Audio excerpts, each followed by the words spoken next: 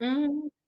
Okay, so tensions have been rising in Latin America for a while now between Donald Trump and President Maduro of Venezuela. Part of the reason why the tensions began in the first place is I remember during his first term, Donald Trump used to read Maduro for filth. That country has basically collapsed under Maduro's socialist policies. As of right now, the minimum wage monthly in Venezuela is less than $1.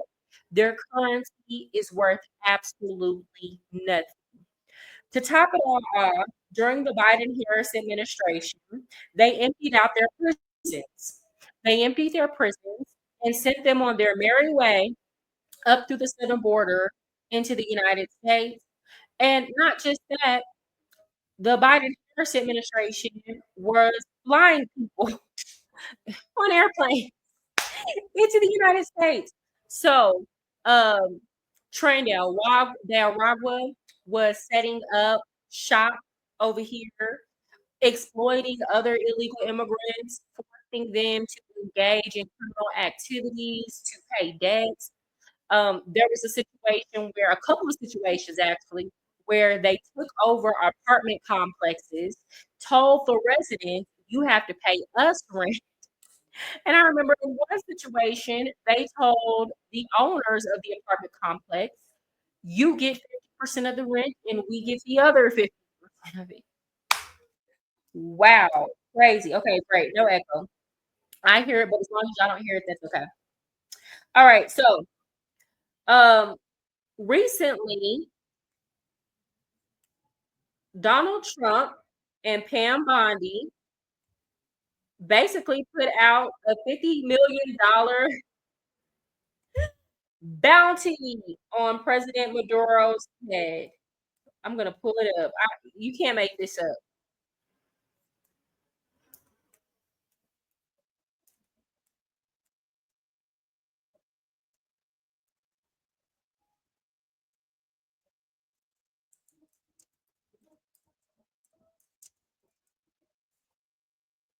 Oh, what's that? Hold on.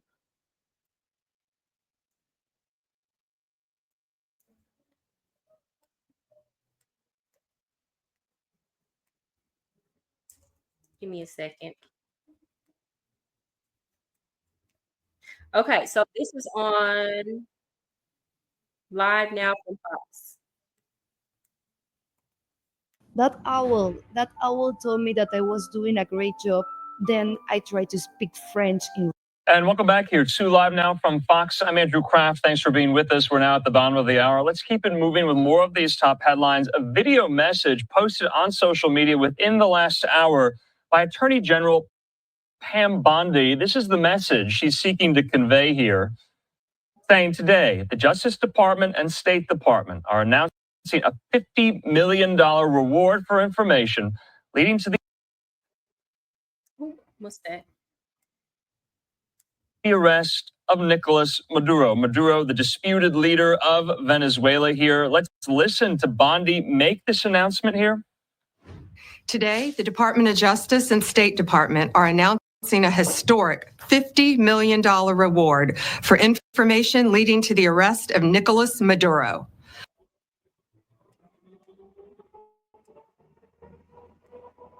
Maduro uses foreign terrorist organizations like TDA, Sinaloa, and Cartel of the Suns to bring deadly drugs and violence. Sinaloa Cartel and Cartel of the Suns operate in Mexico. Now, rumor has it that Cartel of the Suns is actually Maduro's cartel that he runs and operates. I'm not sure if that's actually the case. That's just the word on the curb. How can you actually be sure of these things?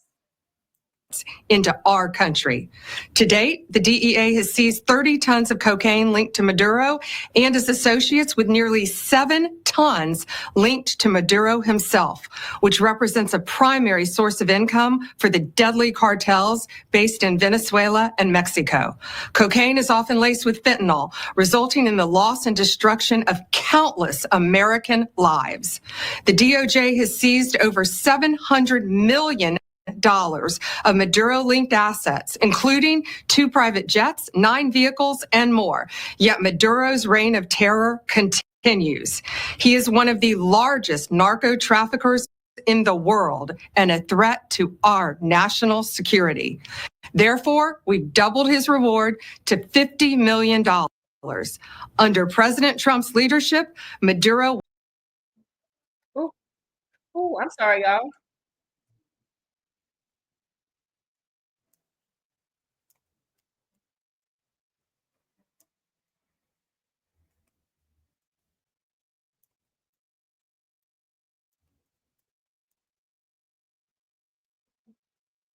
Have any information to bring this criminal to justice, call 1-202-307-4228 or go online. Now, Back out live there to the White House. I don't know if this is actually going to result in any kind of arrest, but I'm sure people are going to try their hands at it. Okay.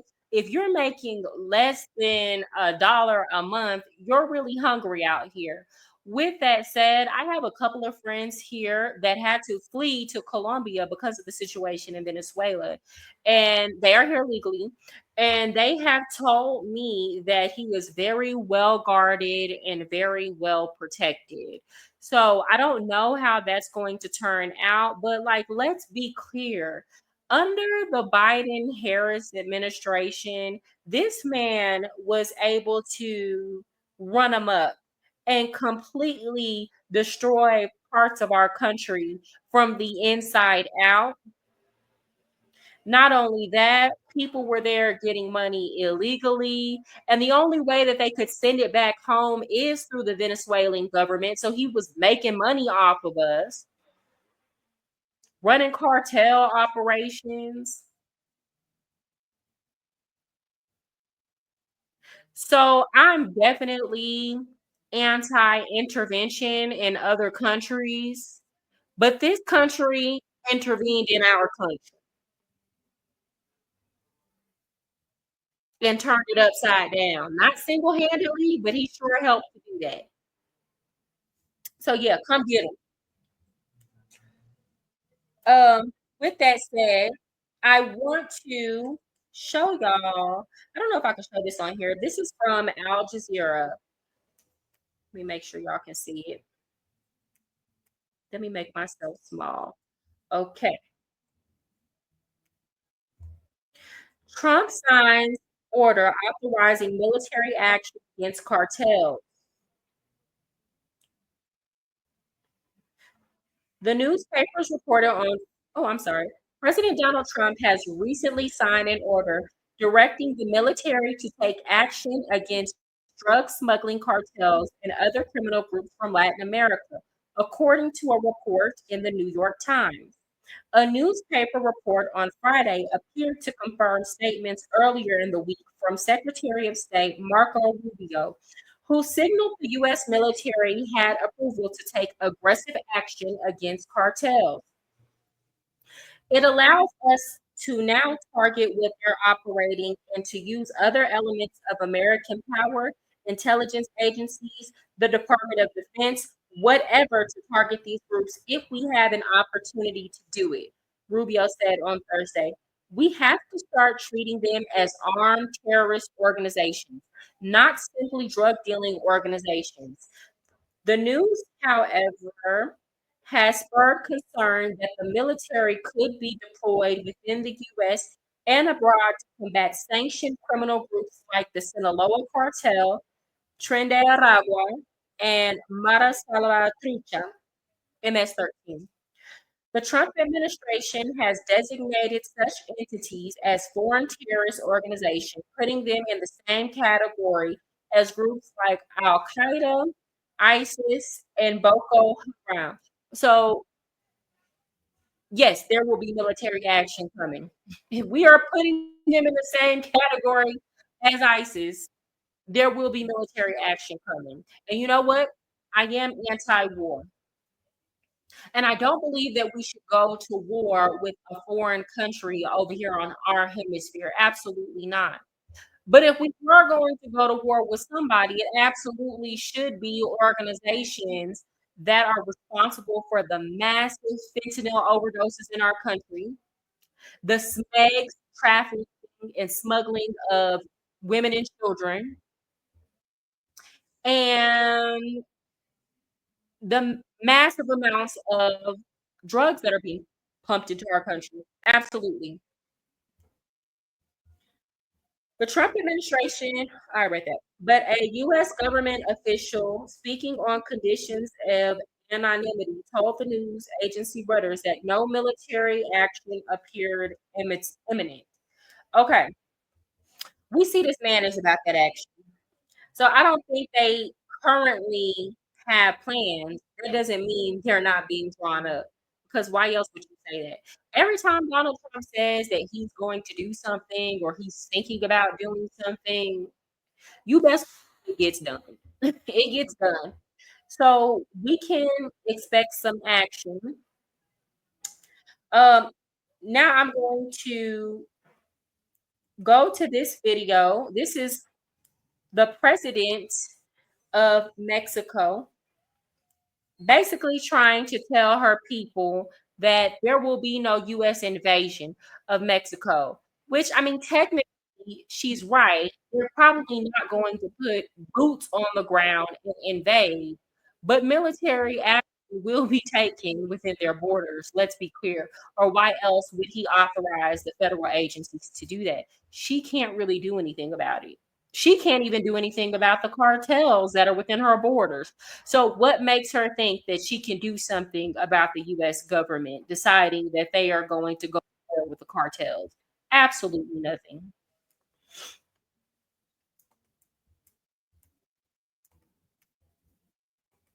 Day is broken. We're all working in too many disconnected apps, and it's killing team productivity. But for the first time, there's a platform that fixes it by combining everything you need: projects, chat, and knowledge in one.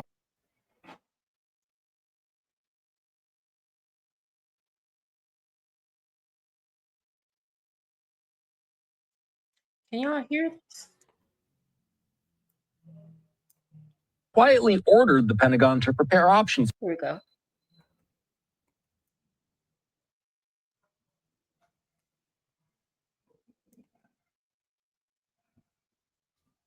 Gangs that have been designated as global terrorist organizations and has quietly ordered the Pentagon to prepare options for it.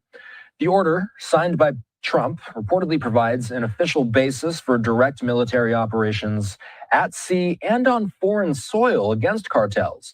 This would likely mean in the Gulf of Mexico and potentially within Mexico itself. There's other South American countries that might be worth eyeballing as well. Mexican President Claudia Sheinbaum saying yesterday, flat out, I'll read one of her quotes. She's rejecting this idea plainly. She says, "The United States is not going to come to Mexico with the military. We cooperate, we collaborate, but there is not going to be an invasion. That is ruled out, absolutely ruled out," she was quoted as saying yesterday. Hal Kempfer is still here, standing by. Hal, what are the chances of the U.S. performing military operations in Mexico?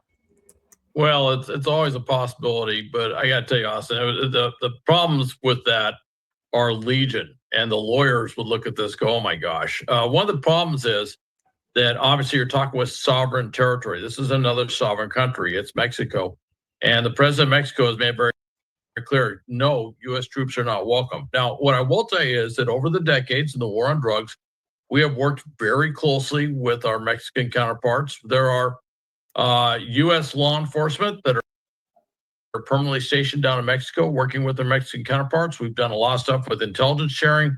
We've done a lot of stuff with, cooperation, coordination of planning, going after various drug cartels and drug cartel kingpins. We've had a lot of cooperation working with them on the border to make the border a lot more secure.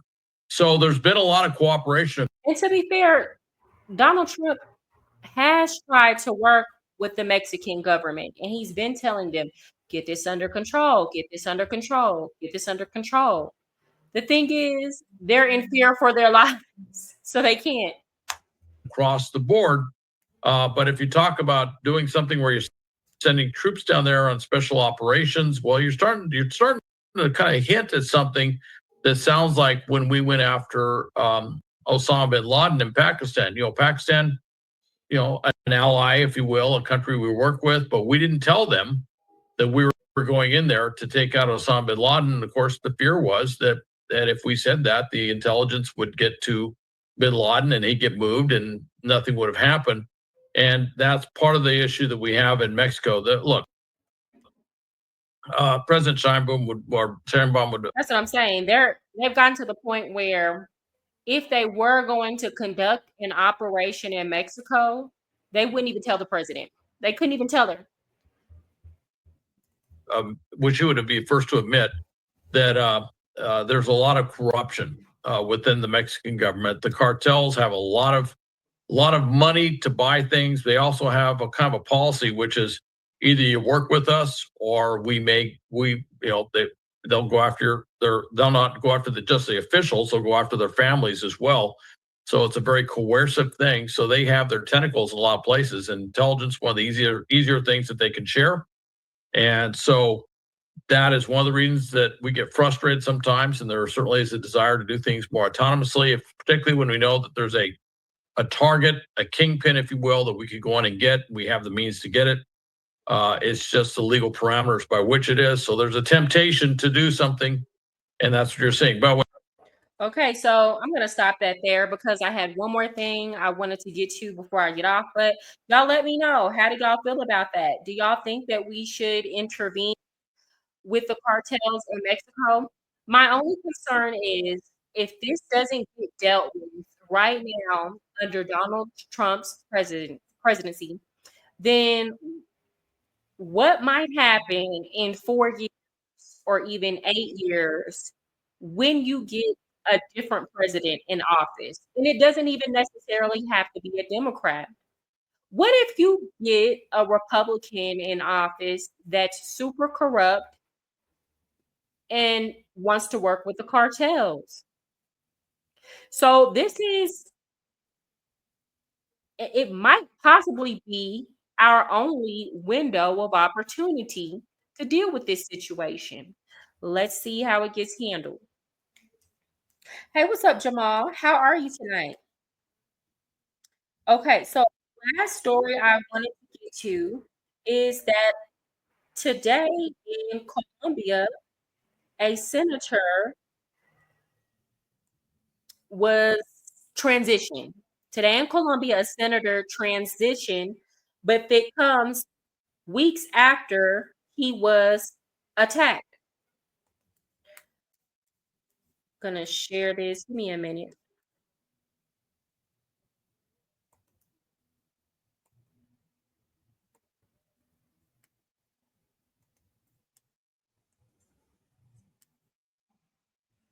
Okay.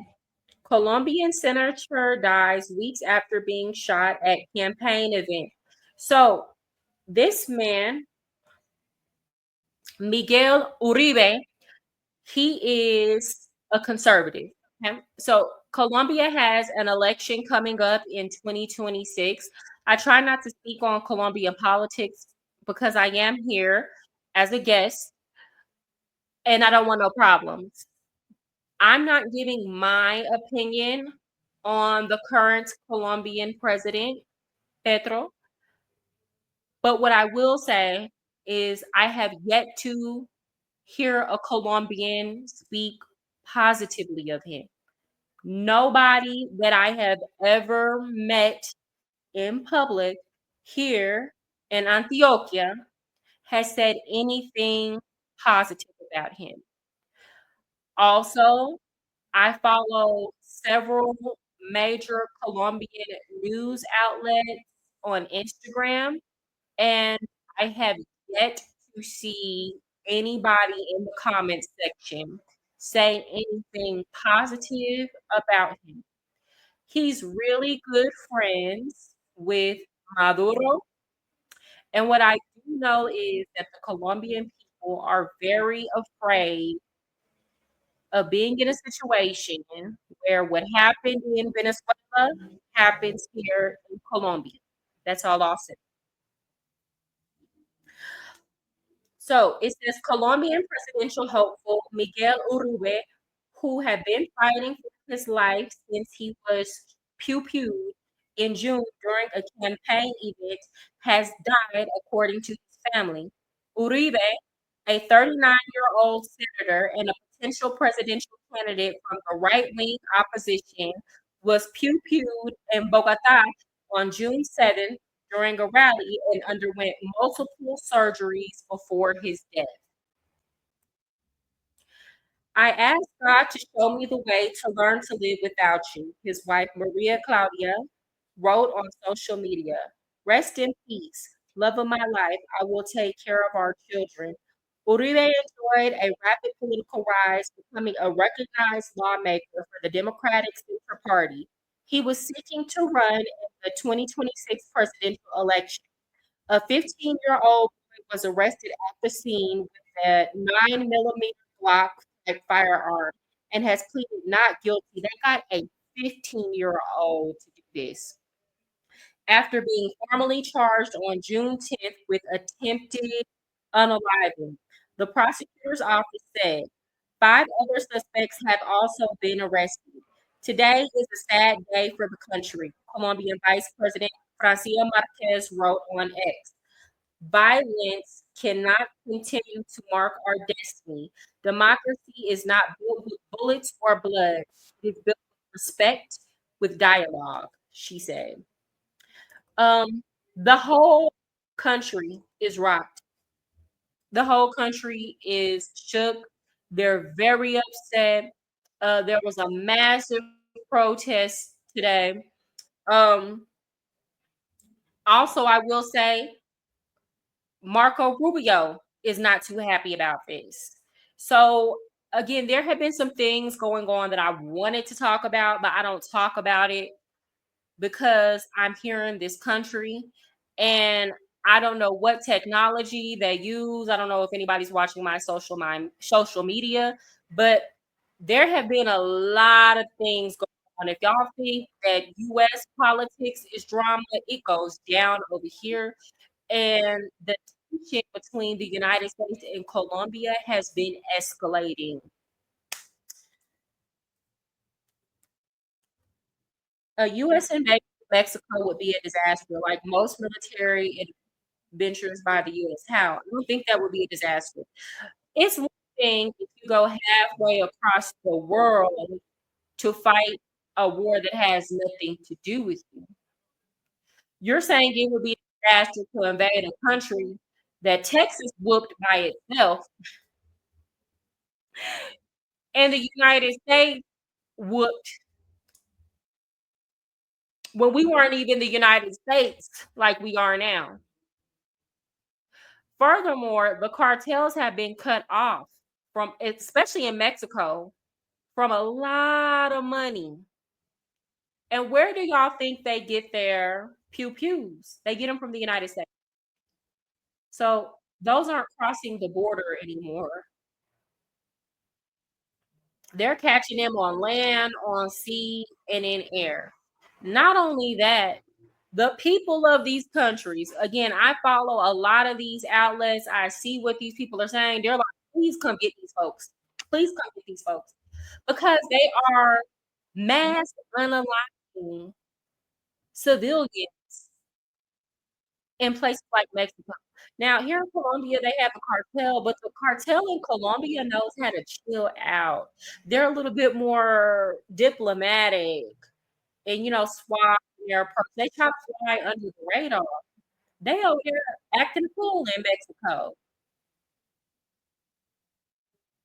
So I don't think that they're going to be that big of a problem to take out. It's just a matter of strategy. And the smartest thing that Donald Trump did was go ahead and start securing that border. Urube is Bush's homie.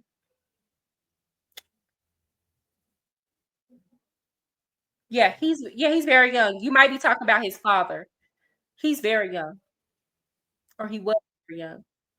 Colombia is a U.S. ally and receives damn near as much military aid as Israel or Egypt. Colombia was a U.S. ally. Right now, the president in office is very left-leaning. I don't even want to talk about him because I'm not supposed to talk about him. But we sent them half the aid this year than what we normally do. Tensions are rising, it's escalating. The Colombian president has chosen to align himself with Maduro. This is not what the majority of the country wants. That's why when Donald Trump threatened to put tariffs on Colombia because initially the president was refusing to repatriate the illegal immigrants that were being sent back to the United States. A lot of these conservative senators, uh, a lot of these mayors, they were like, Trump, this is not representative of us. Holla at us. We willing to come talk to you. Okay. It's just sad all the way around. So we shall see what happens. Condolences to the families. I never approve of any type of political violence. You know, you want to beat your opponent, run a better campaign than them, have a better track record than them, gain the trust of the people. And I'm not saying that the president ordered this. I don't know what happened. I don't know what happened. I wish I could say more. That's it. That's all. With that said, this has been a bomb live. I have to start working about 8 minutes. Thank y'all for showing up. Smash the like on the way out. Also, I got life coaching going on right now. So you get a whole hour for only $50. I will help you with any situation you got going on in life, whether it's a traumatic relationship, childhood, you want to leave your job, or you want to figure out how to do what I'm doing, be an American that's traveling and living abroad. Call me and we will get a plan together for you, or book with me and we'll get a plan together for you. With that said, y'all like the video, share it, subscribe if you're not subscribed, and I will see y'all next time.